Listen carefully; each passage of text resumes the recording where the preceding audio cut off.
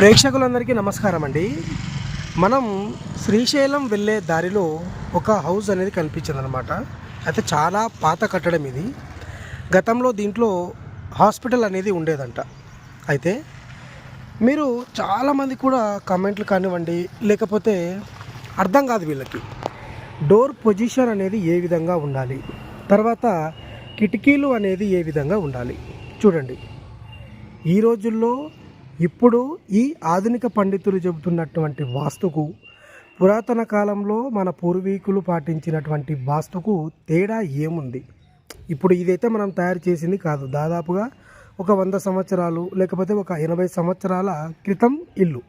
చూడండి, centre door అటు ఇటు 2 కిటికీలు, దానికి అటు ఇటు 2 కిటికీలు అనేది నియమం. తర్వాత మీరు ఇక్కడ చూడండి, మీకు చూపిస్తాను, 1 మినిట్ ఆగండి. విండోస్ నేను రీసెంట్గానే వీడియో చేశాను. విండోస్ అనేది మనం ఏ విధంగా సెట్ చేసుకోవాలి. తర్వాత సెంటర్ లైన్స్, మరి ఇక్కడ చూస్తే సెంటర్ లైన్ యాక్సెస్ అనేది ఏ విధంగా ఉంది చూడండి.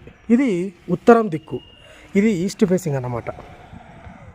ఈస్ట్ ఫేసింగ్లో మనకు ప్రధాన ద్వారం అనేది సెంటర్లో వచ్చింది. సెంటర్లో ఎప్పుడైనా కూడా యాక్సెస్ ఉండాలి.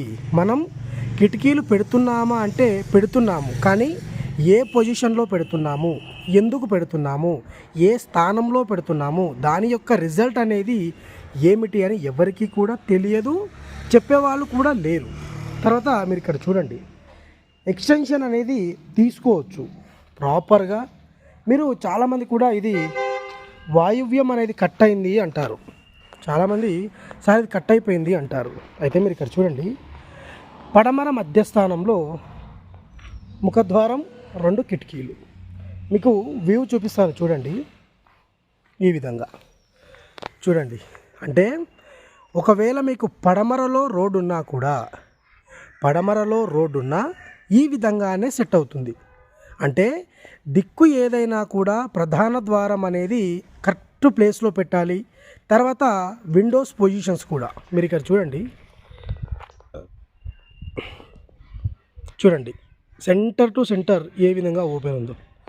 సో ఈ విధంగా పాత కట్టడాలకు, ఇప్పుడు మనం నిర్మిస్తున్నటువంటి కట్టడాలకు చూడండి, ఎక్స్టెన్షన్ అనేది ఏ విధంగా తీసుకున్నారు.